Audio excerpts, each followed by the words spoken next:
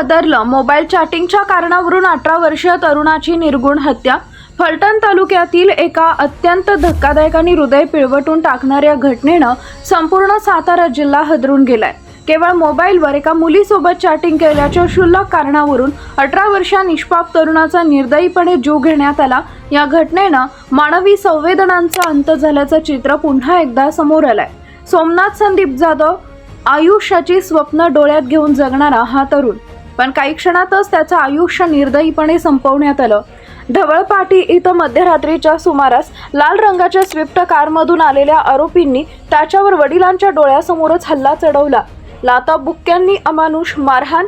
जीव वाचवण्यासाठी धावत सुटलेला सोमनाथ, पण क्रूरतेला मर्यादा नव्हती.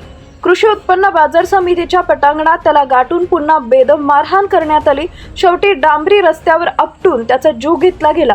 वडिलांच्या डोळ्यासमोर मुलाचा असा अंत. हा क्षण कोणत्याही बापासाठी आयुष्यभराची वेदना देऊन गेलाय. या प्रकरणी फलटण ग्रामीण पोलीस ठाण्यात मुलीच्या नातेवाईकांसह 4 जणांविरोधात खुनाचा गुन्हा दाखल करण्यात आला असून पोलीस सखोल तपास करत आहेत. ही घटना केवळ एक गुन्हा नाहीये, तर समाजातील वाढती असहिष्णुता आणि रागाच्या भरात घेतलेले टोकाचे निर्णय किती भयावह ठरू शकतात याचं जिवंत उदाहरण आहे. आपण जर आमच्या चॅनलला सबस्क्राईब केलं नसेल तर आत्ताच सबस्क्राईब करा.